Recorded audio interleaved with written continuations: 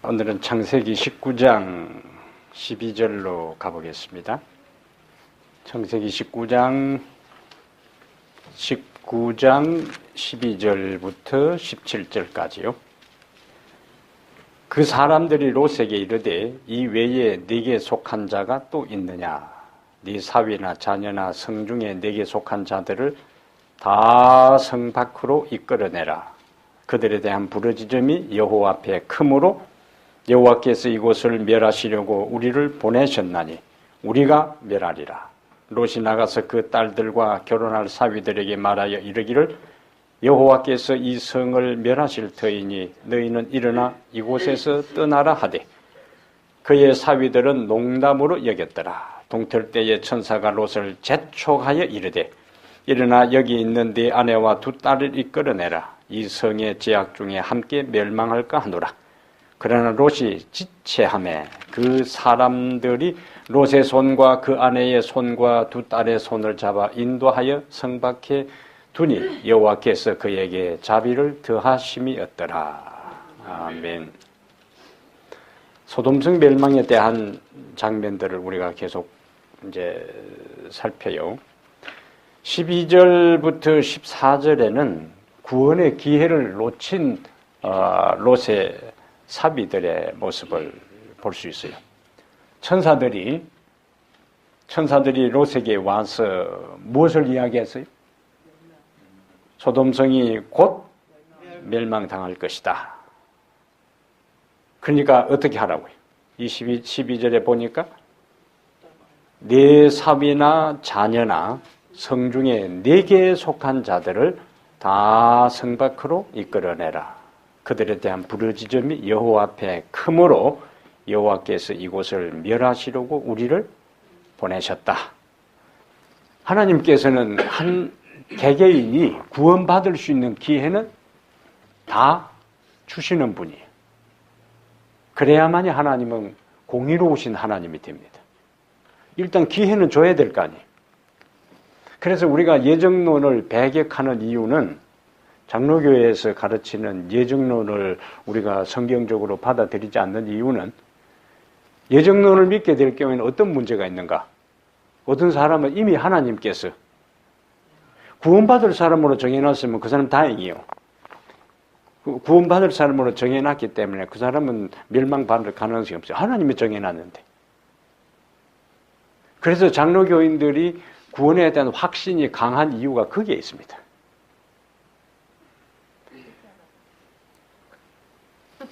그렇죠. 근데 반대로 어떤 사람들은 하나님께서 멸망받기로 정해놔 버렸다면은 그 사람은 뭐가 되는 거예요? 하나님께서 나에게 기회를 주셨으면 내가 믿든지 안 믿든지 내가 결정을 할 텐데 아예 하나님께서 나를 멸망시키기로 정해놔 버렸으면은 그 사람에게는 구원의 기회가 없잖아요. 그렇게 되면 하나님은 어떤 하나님이 아니세요? 공평의 하나님, 공의로운 하나님이 아니시는 거예요. 일단 기회는 주고 인간 입장에서 자유의지를 가지고 받아들이든지 거절하든지 내가 너에게 구원을 기회를 주었는데 네가 끝까지 거절함으로 너는 멸망당할 수밖에 없다. 이렇게 돼야 순서가 맞잖아요. 소돔 고모라 성에 사는 사람들에게 있어서 하나님은 구원의 기회를 주신 거예요. 여기 그런데 문제는 롯이 그 천사들의 말을 듣고 천사들이 너무나 진지하게 이야기하니까 14절에 롯이 나가서 그 딸들과 정혼한 결혼할 사위들에게 말하여 이르기를 무엇에 대한 이야기요? 여호와께서 이 성을 멸하실 터이니 여기는 무엇이 달려있어요? 죽느냐 사느냐 하는 문제예요. 이 기별을 받아들이면 사는 것이고 받아들이지 않고 무시하고 묵살해보고 거절해버리면 죽는 거예요. 생사가 달려있는 문제예요. 우리가 다른 사람에게 복음을 전하는 것은 그 사람의 생사가 달려있는 문제입니다. 그냥 전해도 되고 안 전해도 되고 그 사람의 입장에서는 받아들여도 되고 안 받아들여도 되고 그런 것이 아니고 생사의 갈림길이 수용과 거절에 의해서 좌우되는데 롯이 그 딸들과 결혼할 사위들에게 말하 이르기를 여호와께서 이 성을 멸하실 터이니 너희는 일어나 이곳에서 떠나라 하되. 그 다음에 14절 마지막 구절이 뭐죠? 그의 사위들은 농담으로 여겼더라. 부처선자 159페이지에 이때 장면을 이렇게 설명하고 있어요. 그들에게는 롯이 농담하는 사람처럼 생각되었다. 그들은 소위 그의 미신적 공포심을 비웃었다. 그러면서 그 결혼하려고 하는 그 딸들까지도, 그의 딸들은 그들의 남편들의 감화를 받았다. 그들은 그들이 사는 곳에서 매우 부유하였다. 롯이 성공한 거예요. 그러니까 롯이 성공했기 때문에 그 성공한 것만큼 그 두 딸과 이제 결혼하려고 하는 사위 후보감들도 그런 생활을 산 거예요. 그들은 위험에 대한 아무 증거도 볼 수 없었다. 모든 것은 전과 조금도 다름이 없었다. 그들은 막대한 재산을 소유하였으며 아름다운 소돔이 멸망당하리라는 가능성을 믿을 수 없었다. 그러니까 외행적으로는 롯은 와서 진지하게 다급하게 그의 딸들하고 결혼할 사위들에게 이야기했지만 사위들이 왜 거절했다고요? 그러니까 왜 농담으로 여겼어요? 외행적으로 달라진 것이 멸망에 대한 이야기를 해도 소돔성이 멸망할 것에 대한 어떤 외부적인 조짐도 전혀 보이지 않았던 거예요. 그런데 뜬금없이 와가지고 일상의 소돔성의 바쁜 삶이 지금 돌아가고 있는데 뜬금없이 장인이 와가지고는 뭐라고요?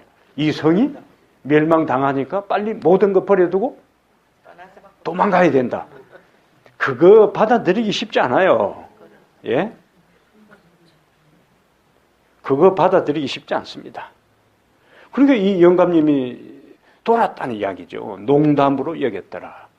그 다음에 그들이 지금 사는 형편이 여의치 않고 힘들게 하루하루 사는 사람 같으면은 이 멸망당하는데 뭐 가져갈 것도 없잖아요. 포기할 것도 없어. 그냥 따라 붙일 수도 있어요.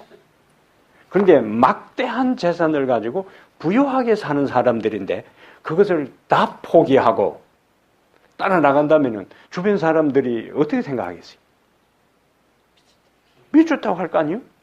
누가 멸망당한대자? 우리 장인들 사람이 와서 뭐 낯선 사람이 두 사람 왔는데 하나님이 성을 멸한다니까 빨리 나가야 된다 할 때 그러냐고 따라 붙이기가 쉽지 않은 상황이에요. 그럼요. 그 상황이 어디 갔다 오시더만 벌써 총기가 생겼어요. 네? 한 달 수양하고 오셨던 총기가 생기셨어요. 앞으로 상황이 반복되는 거예요. 그 유사한 상황이 반복될 수 있습니다.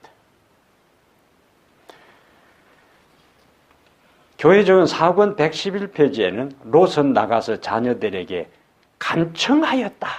롯의 입장에서는 이미 천사들이 그 폭도들을 제거하는 상황들, 눈을 멀게 하는 상황들을 보고 진지하게 천사들이 자신들의 신분을 밝히고 이 성이 이처럼 타락하고 부도덕했기 때문에 하나님께서 멸망한다는 것을 롯은 듣고 확신을 가졌어요.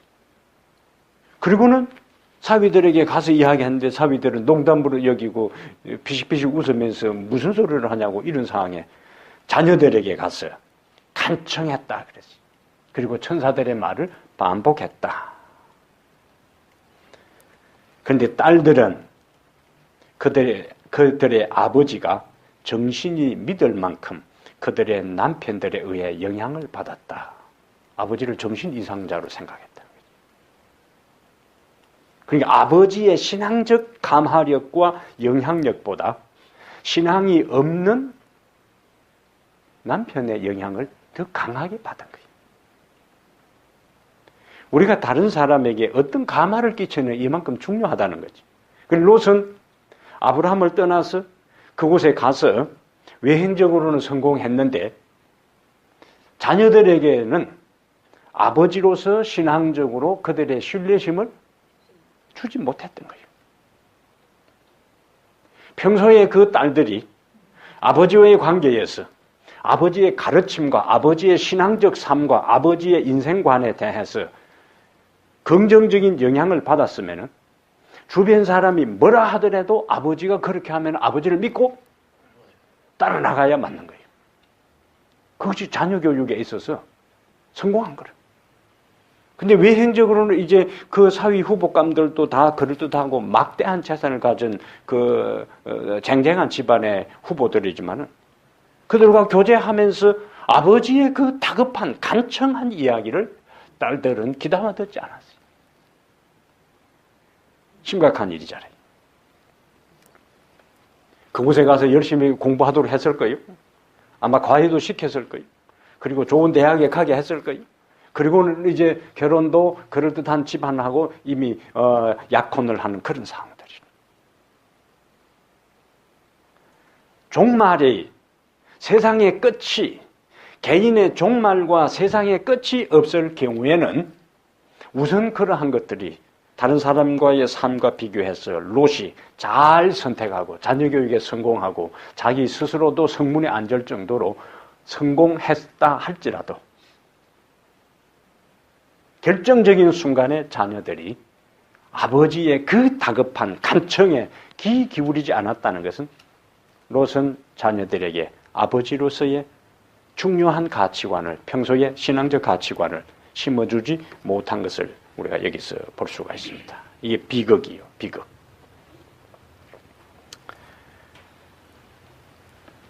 (15절에) 동틀 때에 천사가 롯을 재촉하여 이르되, 롯을 재촉했다는 이야기는 롯이 머뭇거렸다는 거예요. 그럼 왜 롯이 머뭇거렸을까요?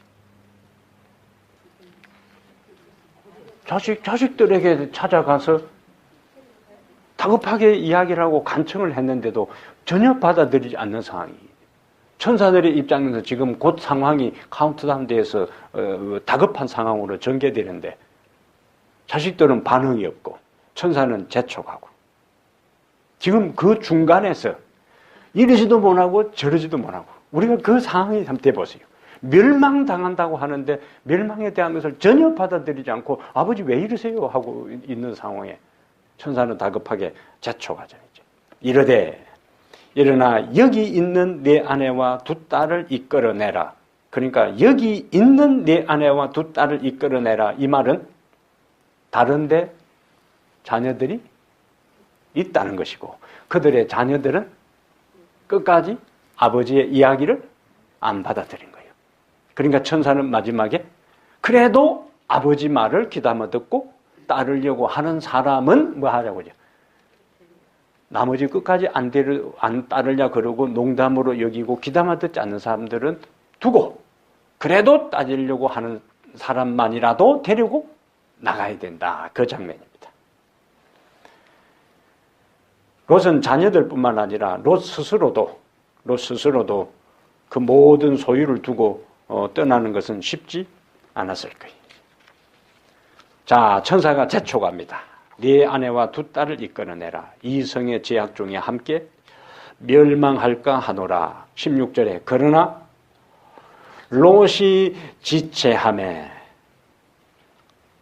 자, 천사가 재촉하고 있어요. 롯이 지체하고 있습니다. 롯이 지체할 때에, 자, 천사가 다급하게 재촉할 때에 롯에게 있어서 이제 아내와 두 딸이라도 데리고 가야 한다 할 때 롯이 이제 주변을 둘러봅니다. 집이 있어요. 예? 정원도 있고 농토도 있고 그 다음에 집에 이런저런 그동안에 장만한 것도 있어요. 근데 천사는 빨리 가자고. 우리가 그런 상황 같으면 여러분 뭘 찾겠어요? 집안에 있는. 예? 예. 성경책을 찾고. 소돔성이 다 타버리면은 통장 가져가봐야 소용도 없고. 금붙여놔도. 예? 빨리 나가야 된다고 할 때에 우리의 머릿속에 그 순간에 뭐가 스쳐갈까? 예? 그 순간에 천사가 지금 멸망당하는데 빨리 나가야 된다. 곧 하나님의 불이 내린다. 나가자 할 때 우리 머릿속에 뭘 가져가야지, 뭘 가져가야 되지. 근데 여러분, 그 순간에 결정적인 멸망의 순간에는 우리가 가져갈 것이 지극히 한정되어 있습니다. 그 전에는 그렇게 소중하게 여기고, 예? 닦고 장만하고 진열하고, 예? 소중하게 여겼던 그것이 결정적인 생사의 갈림길에 있어서는 그 모든 것이 아무짝에도 소용이 없는 거예요. 그래서 재림교인들에게 있어서 성경적 종말로는 세상이 다 됐으니까 빨리 도망가야 돼, 산으로 도망가야 된다, 그 차원이 아니고 내 인생의 마지막 순간에, 역사의 마지막 순간에 무엇이 나로 하여금 내 생명을 보존하고 내 생명을 보호하고 나로 하여금 구원을 얻게 할 것인가? 그것과 관계되지 않는 모든 것에 대해서는 너무 욕심 부리지 말라는 이야기입니다. 구원과 관계되는 결정적인 내 인생의 순간에 구원과 관계되지 않는 것에 대해서는 너무 집착하지 말아야 하는 거예요.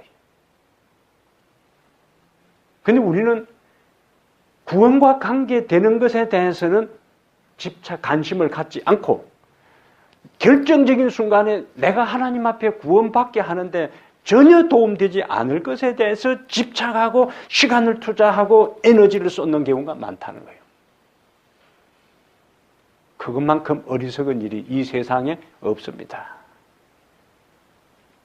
지혜로운 것과 어리석은 것은 죽느냐 사느냐 하는 데 있어서 내가 무엇에 내 인생의 우선순위를 두고 관심을 두고 열정을 쏟고 에너지를 부었느냐가 그 쏟은 것이 모이고 쌓이고 보태져서 그 쏟고 관심을 갖고 에너지를 쏟았던 그것이 결국엔 나로 하여금 하나님의 나라에 구원 얻게 했으면 그것은 지혜로운 삶을 산 것이고, 쏟고 애정을 쏟았는데 집착했는데 그것을 놓치면 큰일 날 것처럼 했는데 거기에 관심 갖다가 결정적인 순간에 보니까 내가 구원을 얻는 일에 그것이 아무런 도움이 되지 않았다면 그것은 인생을 헛산 거예요.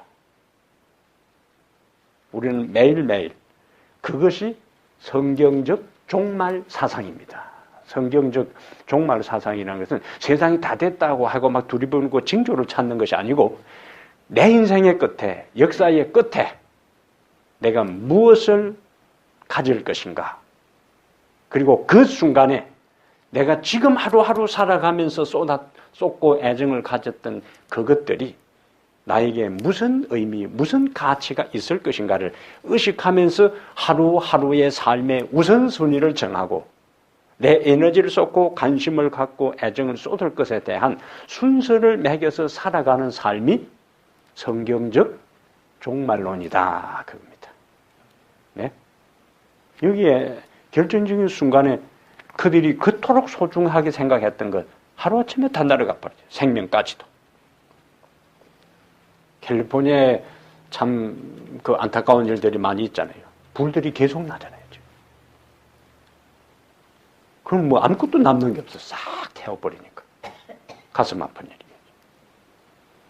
자기들 집이 그렇게 하루아침에 전소될지 누가 알았겠어요. 예?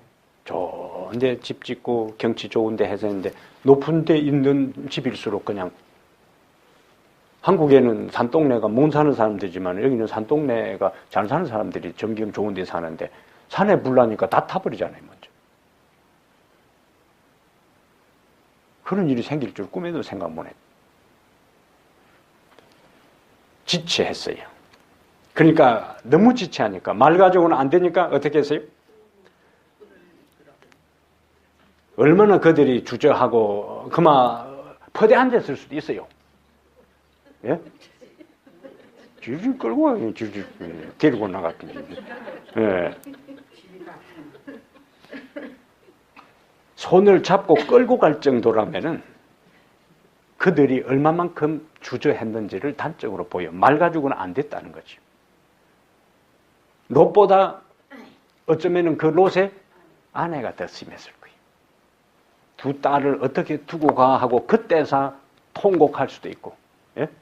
그다음에 내가 어떻게 장만한 것인데 이걸 두고 어디로 가 하는, 자녀를 두고 가는 것과 자기의 모든 그동안에 애기중지했던 모든 것을 다 두고 떠나야 되는 그것들이 쉽지 않은 결정이. 그래서 차라리 나는 여기서 뭐 하겠다고, 죽는다고 그냥 퍼대 앉을 수도 있는 거라 이제. 그 상황에 천사가 손을 잡아 인도하여 성 밖에 두니. 그 다음에 이제 마지막에 뭐라고 했어요? 여호와께서 그에게 자비를 더하심이라. 그래서 결국 우리가 구원받는 것은 뭐라는 이야기입니까? 롯과 롯의 아내와 두 딸이 구원받은 것이 결국에 그들의 믿음도 아니고 하나님의 자비였다는 거예요. 우리가 하나님 앞에 서는 것, 우리가 천국에 하나님 앞에 서는 것, 구원받아 천국을 누리는 것들이 내가 이 세상에서 뭘 하고 주를 위해 뭘 하고, 그게 아니라 여기에 흐름에서 보면은 전적인 하나님의 자비와 하나님의 은혜입니다. 오늘 저녁에, 저는 화요일 저녁에 와 앉아있는 여러분들 볼 때마다요, 이 자리에 앉는 것이 쉽지 않은 일입니다. 거기다가 우리가 지금까지 신앙생활을 하면서 믿음 안에 살아가는 것이 쉽지 않은 일이요. 그 모든 것이 다 뭐라고요? 하나님의 은혜와 하나님의 자비입니다. 하나님의 은혜와 하나님의 자비요. 이곳에 제가 이제 5년 있으면서 많은 사람을 가르쳤어요. 철석같이 결심하고 다짐하는데 그냥 떠나가 버려요. 순식간입니다. 그래서 그때는 켈빈의 예정론이 맞나? 하는 생각이 들 때도 있어요. 예? 다 될 것처럼 결심하고 하다가 진짜 간증하고 하다가 그냥 떨어져 나가버리는 거죠. 예? 그래서 여러분들이 지금까지 신앙생활을 하면서 빗나가지 않고 믿음이 높고 낮고 있고 없고는 나중 문제예요. 하나님 안에 여러분들이 지금까지 떠나지 않고 머물고 있는 그것만 해도 하나님 앞에 감사하는 겁니다. 예? 예. 그래서 예수님께서는 마태복음 24장 13절에 끝까지 견디는 자가 구원을 얻으리라 그렇게 말씀하십니다. 이왕 우리가 지금까지 인생을 살아오면서 이런저런 우여곡절, 인생의 산전수전 다 겪고 믿음의 삶을 살아오면서 크고 작은 어려움들을 다 경험하셨는데 이왕 여기까지 오셨으니까 우리는 뭐예요? 끝까지 가야 되나요? 끝까지. 여기서 여러분들이 주저앉아 버리고 여기서 포기해 버리고 여기서 허지부지 돼 버리고 여기서 떠나 버린다면요, 여러분 인생은 헛산 거예요. 이것도 아니고 저것도 아니고 세상의 삶도 못 즐기고 마지막 구원도 놓쳐버린다면은. 그래서 어차피 우리는 한 길을 선택했어요. 두 길을 동시에 갈 수는 없습니다. 예, 두 길은 동시에 갈 수가 없어요. 세상도 즐기고 잘 살다가 그 다음에 하늘도 가고 그렇게 그런 법은 없어요. 그런 법은. 그게 아예 일찌감치 그런 생각은 내려놓고 둘 중에 하나를 딱 선택하고 거기에 올인하고 매진하고 전력 투구해야 되는 거예요. 근데 우리는 어차피 믿음의 길에 들어섰어요. 그리고 아직까지 우리는 세상의 길로 나가지 않고 하나님 안에 믿음의 길을 가고 있다면 이 길에서 절대로 중도 하차해서는 안 되는 겁니다. 그리고 우리 조상들이 하는 말로 가다가 아니 가면 안간만도 못하다고. 예. 예. 끝까지 가야 돼. 끝까지 우리는. 그래서 날마다 우리가 감사할 것은 하나님 부족한 저희지만은 하나님 앞에 내가 믿음이 있어봐야 얼마나 있겠으며 내가 하나님 앞에 충성해봐야 하나님 앞에 헌신해봐야 하나님 앞에 드려봐야 얼마나 되겠습니까? 그러한 그 부족함 투성임에도 불구하고 아직도 내가 뭐 안에? 믿음 안에, 예수님 안에, 거기다가 또 오늘 화요일 저녁에도 나올 수 있는 믿음까지 주셨으니까 감사합니다. 이 믿음이 약해지지 않고 어설프지만은 연약하지만은 미약하지만은 한 걸음 한 걸음 주님께만 내 인생에 초점을 맞추고 주님께만 내 인생의 방향을 고정시켜서 당신께로 끝까지 나가게 해 주십시오. 그런 믿음을 우리가 매일매일 자신 스스로 그것을 살피며 살아가는 것들이 필요해요. 그래서 여호와께서 그에게 자비를 더하셨더라. 익숙한 데서, 익숙한 환경, 익숙한 자리, 익숙한 삶에서 그것을 떠나고 그것을 단절하고 그것을 끊고 벗어나는 것은 쉽지 않습니다. 그래서 습관을 고치는 것은요, 참 쉽지 않아요. 그래서 예? 예. 후회할 때가 있어요. 예. 우리가 지금까지 익숙했던 환경, 장소, 습관을 그것을 극복하고 끊고 새로운 습관을 형성하고 나간다 하는 것은 쉽지 않은 일이다. 욥과 그의 아내들과 그의 모든 사람들은 소돔성 사람들의 삶에 익숙했고 소돔성에서 사는 것에 익숙했고 소돔성 사람들과의 모든 것들이 다 연결되어 있는 거예요. 근데 하나님의 법도를 따라 구원의 길에 들어서려면은 지금까지 익숙했던 생활과 지금까지 거주했던 장소와 지금까지 교제했던 사람들과 그 모든 것을 다 뭐 해야 되는 거예요? 끊어야 되는 거예요. 그래 그게 쉽지 않은 일이라는 거예요. 요즘 이제 행동심리학자들이 한 사람이 긍정적인 습관을 형성하는 데 있어서 최소한 21일이 걸린다고요. 최소한 얼마요? 21일. 21일을 반복해서 그렇게 하면은 잘못된 습관에서 긍정적인 습관으로 바뀌어지는데 그것이 이름 그대로 습관이 되려면 88일이 걸리는 거예요.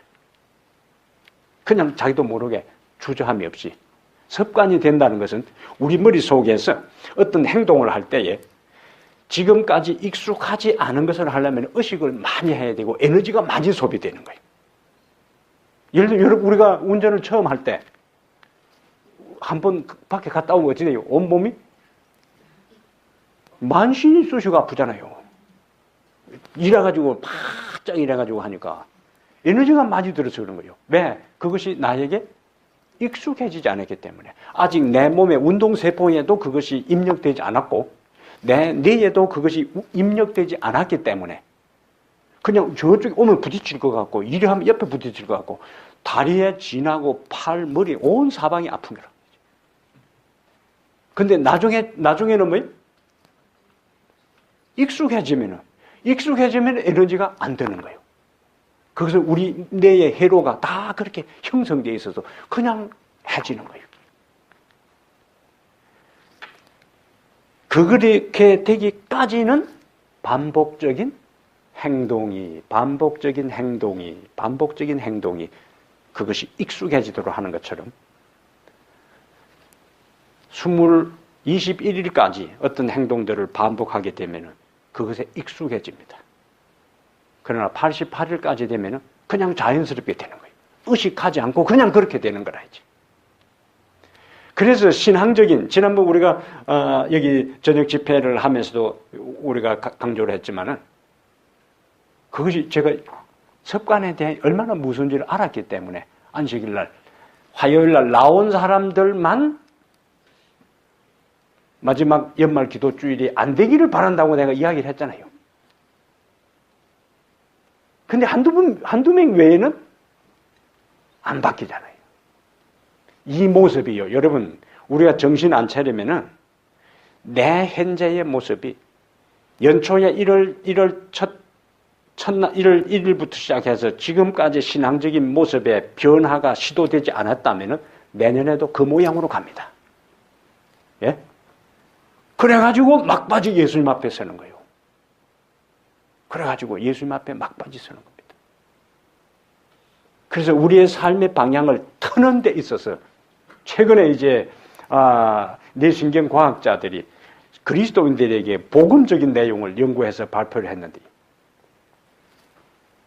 우리의 신경세포가 부정적인 방향으로 잘못된 습관으로 쩔어 있어요. 그걸 성경에서는 썬뿌리라 그래요. 히브리 12장에 나오는 썬뿌리요. 그러면 나도 모르게 그쪽으로 가요. 그런데 내 의지와 하나님의 성령의 도움으로 내가 새로운 영적 습관을 형성하게 될 때에 갈등이 생겨요. 새로운 습관이 형성되는 거하고 이미 한쪽에 익숙의 회로가 딱 형성된 데하고 결정의 기로에는 나도 모르게 그쪽으로 가려 하는 거예요.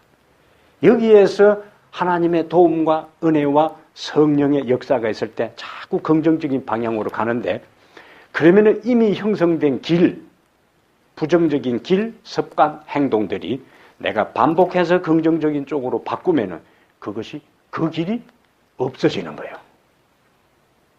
그거는 여기는 짠디밭에 아무나 다 들어가지만은 한국에는 꼭 짠디밭에는 뭘 써붙여놨어요? 잔디밭에 들어가지 마세요. 이렇게 딱 써붙여놨대요, 항상. 그럼 그거 써붙여놨다고 안 들어가는 거 봤어요? 그거 써붙여놓은 장소는 사람들이 많이 다니는데 그거 써붙여놨어. 안 다니는 데는 그거 써붙여놓진 않아요. 그걸 이제 팻말을 써붙여놓는데 그 길이 나 있어. 처음에 길이, 한두 명 가가지고 길이 나 있어요? 없어요. 한 사람 가고 두 사람 가고 여러 사람 가면 거기에 어떤 길이 생겨. 그것이 우리 머릿속에 생기는 길입니다. 길. 그런데 잘못된 길이 났어요. 길이 아닌데 길이 났어. 근데 다른 쪽으로 길을 냈어요. 처음에 사람들 자꾸 다녀. 그러면 그쪽으로 안 다니면 처음에는 짠디가 다 누렇게 죽어버렸는데도 사람들이 안 다니면 어떻게 돼요? 그게? 길이 없어지는 거예요. 길이 없어지고 새롭게 잔디가 파랗게 되는 거예요. 그래서 우리 머릿속에 부정적으로 형성된 습관이나 그 길, 썬뿌리가 하나님의 성령의 말씀의 인도를 따라 새로운 습관을 형성해서 자꾸 반복하게 되면 사용하지 않는 그것은 없어지고 새롭게 긍정적으로 생명의 길로 형성된다는 것이 뇌신경과학자들의 연구 발표입니다. 그러면서 우리가 어떻게 되는가? 성화되고 변화되는 거예요. 복음입니다. 복음. 예? 이전에 우리가 변화되고 바뀌는 것이 막연하게 생각했는데 뇌신경과학자들이 그것을 과학적으로 발견하는 거예요. 하나님 안에서 새로운 결심을 하고 그것으로 반복해서 갈 때는 새로운 생명의 길이 열리고 이전에 부정적이고 사망의 길로 갔던 것들이 없어지는 거라. 뇌신경세포가 그것은 죽어버려요. 그리고 새로운 뇌신경세포가 시냅스가 형성되는 겁니다.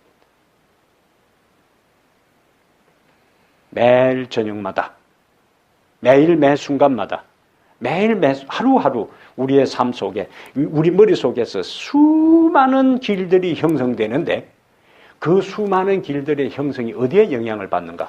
우리의 생각의 결정에 의해서 수많은 길들이 형성되는데 그 길들이 두 길밖에 없어요. 하나는 사망의 길로 가는 것이고 하나는 생명의 길로 가는 거예요. 하나는 하나님의 말씀에 의해서 형성되는 신경회로고 하나는 죄악의 영향을 받아서 굴복해서 형성된 신경세포예요.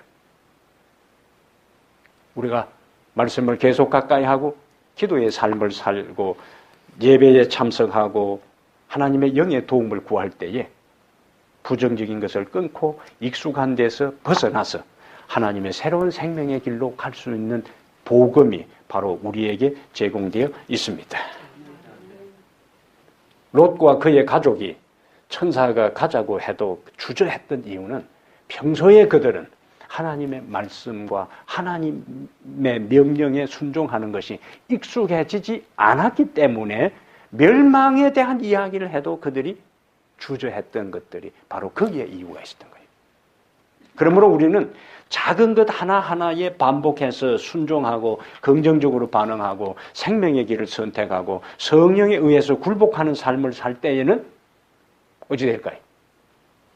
이런 결정적인 순간이 아니라 할지라도 우리는 하나님의 말씀에 반응하고 순종할 수 있습니다. 이것이 우리의 삶에 하나하나 반복되는 것들이 이제 필요한 거예요. 17절에 그 사람들이 그들을 밖으로 이끌어낸 후에 이르되 밖으로 이끌어냈어요. 그들이 간 게 아니고 도망하여 생명을 보존하라. 돌아보거나 들에 머물지 말고 산으로 도망하여 멸망함을 면하라. 왜 이야기를 17절에 다시 했을까요?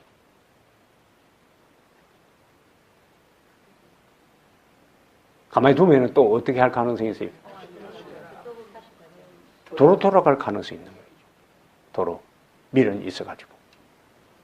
그래서 돌아보거나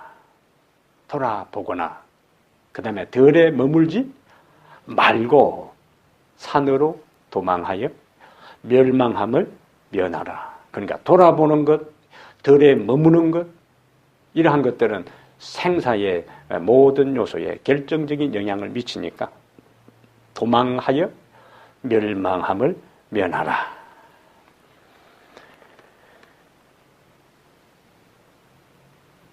이것은 예루살렘이 멸망하기 전에요. 누가복음 21장 20절 21절에 너희가 예루살렘이 군대들에게 에워싸이는 것을 보거든 그 멸망이 가까운 줄을 알라. 그때에 유대에 있는 자들은 산으로 도망할지며 성내에 있는 자들은 나갈지며 촌에 있는 자들은 거리로 들어가지 말지어다. 여기도 떠나라는 거예요. 벗어나라는 거예요. 부도덕한 사람들에게도 그동안 하나님을 믿지 않는 사람들에게도 하나님께서는 그들에게 다 뭘 주신다? 구원 받을 수 있는 기회를 주신다. 노아의 날에도 기회를 주었고 소돔성이 멸망당할 때에도 기회를 주었고 예루살렘이 멸망당할 때에도 기회를 주었고 그러면 그 연장선이라면 노아 때에도 소돔성 멸망당할 때에도 예루살렘 멸망당할 때에도 하나님이 다 모든 사람에게 구원의 기회를 주셨다면 역사의 마지막에도 모든 사람에게 구원받을 수 있는 기회를 주신다는 것. 그리고 그런 어떤 사람이 멸망받았다. 그럼 결국 뭘 이야기하는 거예요? 하나님께서 주신 구원의 기회를 그들이 받아들이지 않고 거절했기 때문에 멸망자. 계시록 18장 4절에 마지막 시대에 하나님의 다급한 호소가 있습니다. 계시록 18장 4절에 본 하나 찾읍시다.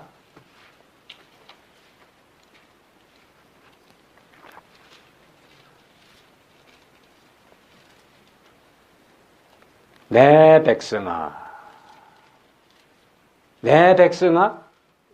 거기서 나와 그의 죄에 참여하지 말고 그의 받을 재앙들을 받지 말라. 이거는 바벨론에서 나오는 거예요. 분리입니다. 분리. 계시록 18장 4절에.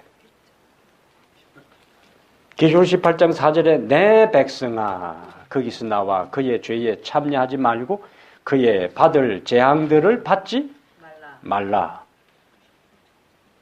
안 나오면은 어떻게 된다는 겁니까? 재앙들을 받는 거예요. 분리입니다. 분리. 이스라엘 백성들을 애굽에서 분리시키고 소돔성에 있는 롯과 그의 가족을 소돔성에서 분리시키고 나오라는 거예요. 우리들에게 있어서 머물지 말아야 할 곳, 잊지 말아야 할 곳, 그곳에서는 다 뭐예요? 나오라는 거예요. 하나님 백성들에게 있어서는 철저한 분리, 그게 거룩입니다. 거룩. 그래서 산으로 도망하여 멸망함을 면하라.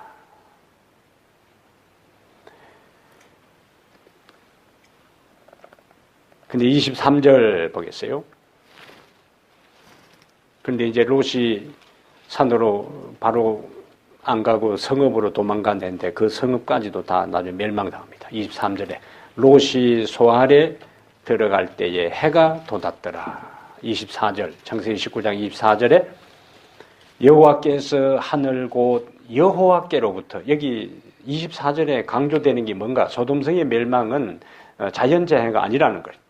여호와께서 하늘 곧 여호와께로부터 유황과 불을 소돔과 고모라에 비같이 내리사 그 성과 그 성들과 온 들과 성에 거주하는 모든 백성과 땅에 난 것을 다 그냥 멸하셨다 안 하고 엎어 멸하셨더라. 격렬한 지진이 나고요. 지진. 땅에 있는 용암이 솟아나고 하늘에서 불이 내려오고. 그러니 뭐가 남겠어요? 하늘과 땅에서 협공해서 완전히 소돔성을 멸망시키는 것을 보겠지. 26절. 26절 뭐가 나와요?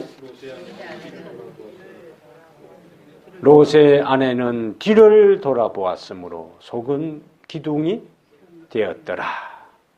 왜 뒤를 돌아보았을까요?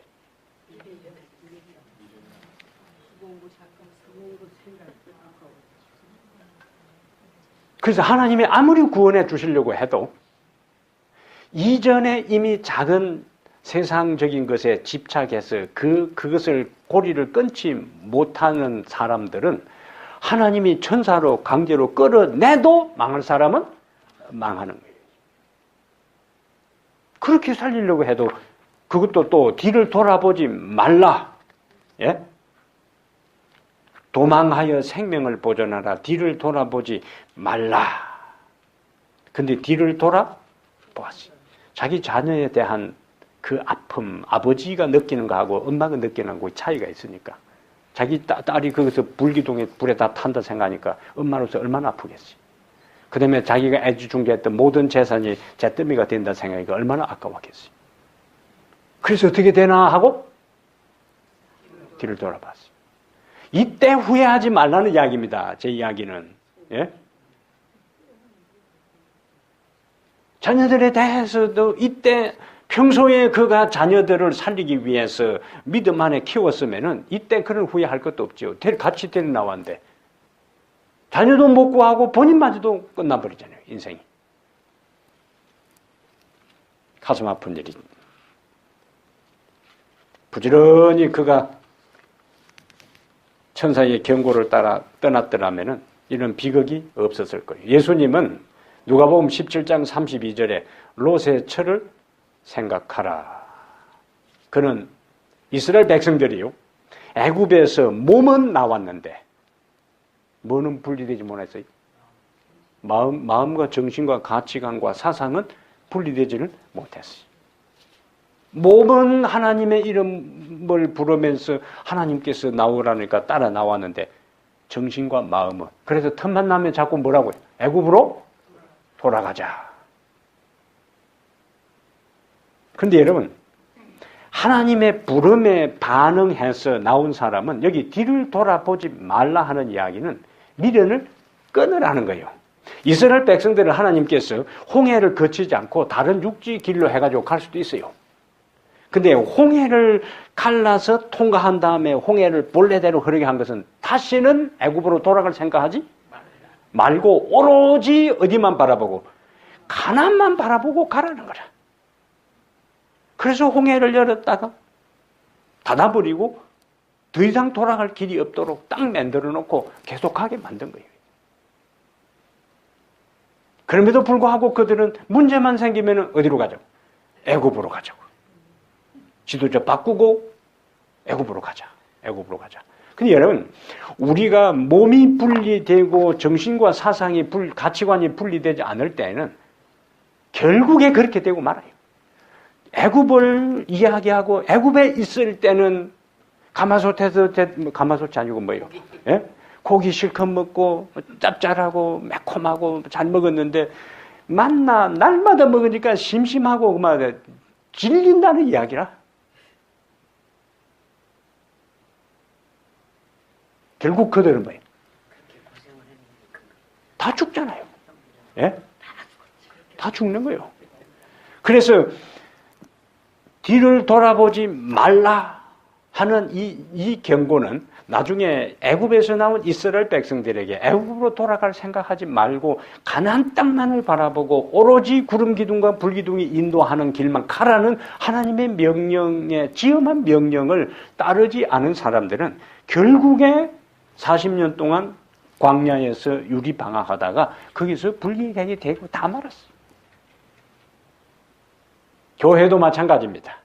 세상에서 나와서 애굽에서 나와서 가나안을 향하여 가는 것처럼 소돔성을 나와서 하나님이 지정한 산으로 도망가라 했지만은 미련을 끊지 못하고 뒤를 돌아본 사람이 중간에 소구덩이에서 망가버린 것은 예수님께서 누가복음 7장 32절에 롯의 채를 생각하는 것은 자꾸 미련을 두고 뒤를 돌아보고 아쉬움을 갖고 그렇게 끊지 못하는 그 사람들은 결국 그것으로 그 인생이 끝나버리고 말아요.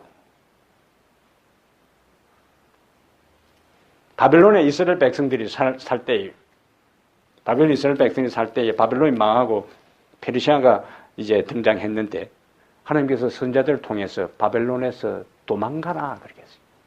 애굽에서 벗어나라, 소돔성에서 도망가라 한 것처럼 바벨론에서 빨리 벗어나와서 이스라엘로 돌아가라.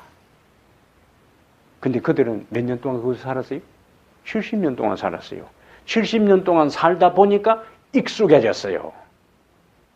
자리 매김 다 되고 자리 잡고 자식들도 2세대들도 바벨론 생활에 익숙해져서 교육식에서 이제 유대인들이 똘똘하니까 바벨론에서 주류 사이에 들어가고 자기들도 그곳에 안정되는데 선지자들이 빨리 바벨론으로 가라 하는 거지. 그 바벨론으로 가려면 그 모든 건 뭐예요? 싼 값에 팔아야 되는 거야. 돌아가려고 집을 내놓고 그 다음에 땅을 내놓을 때에 바벨론 사람들이 값 제대로 쳐주겠어요? 안 쳐주지요. 그래서 안 되는 거야. 값을 제대로 못 받아. 그러한 아쉬움 때문에 주저주저 할 때 일어나는 사건이 에스더 사건입니다. 예? 왜 에스더 사건이 일어났어요? 하만에 의해서 하루아침에 이스라엘이 몰살당할 위기에 처한 이유가 어디에 있었는가? 그들이 일부는 바벨론에서 벗어나서 이스라엘 예루살렘으로 갔어요. 그들에게는 아무 위험이 없어. 그런데 바벨론 삶의 미련을 끊고 빨리 도망가는 데 있어서 따르지 아니한 사람들이 이스라엘의 유대인들이 하루아침에 정한 날에 몰살당할 위기에 그들이 처하게 돼요. 그게 에스더 사건의 메시지입니다. 하나님의 명령에 있어서는 다른 데 미련을 두지는 안 되는 거예요. 뒤를 돌아보지 말아야 돼요. 어차피 우리가 예수님을 믿고 세상에서 나왔다면은 세상의 것에 대한 것들을 다 접어야 돼요. 오로지 홍해를 늘었다가 막아버린 것처럼 돌아갈 생각 말고 오로지 하나님만을 바라보며 살아갈 때에 하나님께서 그 인생들을 책임지십니다. 그리고 마침내 구원의 자리에 서게 되는 거예요. 미련을 끊지 못하고 아쉬움을 남기고 뒤를 돌아올 때는 그래서 예수님께서 롯의 처를 생각하라. 우리는 뒤를 돌아보고 집착하고 미련을 끊지 못하는 아쉬움을 남기는 사람들이 아니라 하나님을 바라보고 예수 한 분으로 만족하고 그분의 음성에 귀 기울이고 매 순간순간 우리를 인도하시는 구름기둥과 불기둥을 따라서 한 걸음 한 걸음 걸어가게 될 때에 우리는 하나님 앞에 구원받는 자로 서게 될 것입니다. 이왕 세상에 나와 하늘을 향하여 간다면, 이왕 예수님을 믿고 살아간다면 우리는 하나님께서 이미 주신 그 구원들을 유지해야 되는 거예요. 롯의 아내는 소돔성에서는 나왔지만은 중간에 망해버린 거예요. 우리가 세상에서 나와서 끝까지 하나님을 향해서 바르게 걸어가지 아니하면은 중간에 롯의 아내처럼 그냥 망하고 말아요. 그 얼마나 어리석고 아무것도 없잖아요. 이전에 그것도 다 잊어버리고 자기 영생도 상실해버리고 오늘 이 저녁 우리들 모두가 하나님 주께서 나를 부르신 부름에 응해서 내가 여기까지 왔으니까 내가 지금까지 살아온 인생의 삶에 지난날에 미련 두지 말고 주님만을 바라보고 묵묵하게 뒤돌아보지 말고 세상에 미련 두지 말고 애착 두지 말고 집착하지 말고 언젠가는 다 끝나버릴 그것에 애착을 둘 것이 아니라 영원히 소멸되지 않고 영원히 썩지 않고 영원히 사라지지 아니할 것에 내 인생의 우선순위를 두고 살아가게 해 주십시오. 우리의 생명도 이 세상에 없어질 생명이 아니라 영원한 생명에 초점을 맞추고 살아가는 하루하루의 삶이 되기를 간절히 바랍니다. 네. 질문 잠깐. 네. 구원에 관련된 건데 저희가 예수님 앞에 선다고 하잖아요. 마지막 기도 때. 그러면은 그 예수님 옆에 선다는 것이 구원받은 백성들이 예수님 옆에 선다는 것이죠. 그럼요. 예수님 앞에 서는 사람들은 예를 들어서 긍정적인 면에서 우리가 예수님 앞에 두 모양으로 설 수 있어요. 하나는 구원받은 사람으로서 상급을 받기 위해서 서는 것이고, 하나는 심판받기 위해서 서는 거예요. 어떤 형태든지 우리는 예수님 앞에 섭니다. 그러면 그 심판받기 위해서 선다고 하는 그런 백성들은 그러면 결국은 사망에 그럼요. 된다는 것이죠. 그럼요. 어떤 형태든 우리는 예수님 앞에 서요. 내가 지금 어떻게 살아왔느냐에 따라서 하나님의 착하고 충성된 조가 하고 인정을 받기 위한 그 자리에 설 것인지, 심판의 자리에 설 것인지, 그것이 그날 결정되는 것이 아니고 매일매일 하루하루의 삶이 하나님 앞에 그때 내가 어떤 운명의 소유자로, 신분의 소유자로 설 것인가가 결정되기 때문에 하루하루가 중요하다는 거지. 하루하루가. 오케이? 기도합니다. 하나님 우리 아버지, 이 저녁에도 주님을 사랑하고 사모하고 말씀을 연구하기인데 영적인 좋은 습관을 형성한 주의 귀한 자녀들이 이 저녁에 함께 모였습니다. 아버지, 어쩌면 이것이 우리의 인생길에 있어서 그렇게 편하지 않는 그냥 화요일에 모여서 예배하는, 말씀 듣고 집에 가는 그 정도의 상황으로 생각할 수도 있겠지만, 이 하나하나의 선택이 또 다른 그 큰 주를 위한 선택에 있어서 디딤돌이 된다는 것을 우리가 기억하며 살아가게 해 주시옵소서. 소돔성을 나왔지만은 마지 못해서 억지로 끌려 나온 상황이었기에 그 미련을 끊지 못하고 아쉬움을 남겨 뒤를 돌아본 롯의 아내의 전처를 밟지 않도록 도와주시고, 오로지 하늘만을 바라보고 우리를 인도하는 구름 기둥과 불 기둥을 따라 묵묵히 오늘의 삶이 힘들고 고단하고 고달파도 하늘의 소망을 두고 가나안만을 바라보며 모세의 인도로 걸어갔던 이스라엘 구원받은 사람들처럼 우리는 우리의 주 예수 그리스도만을 바라보며 걸어가는 저희들 되게 하여 주시옵소서. 그리하여 그날 어떤 형태든지 주님 앞에 설 때 우리는 심판의 자리에 서는 것이 아니요 구원의 자리에 서서 주님의 인정을 받고 주님의 칭찬과 주님의 사랑을 받는 그 자리에 이 저녁에 우리 모든 성도들이 다 서게 해 주시옵소서. 우리 주 예수님 이름으로 기도합니다. 아멘.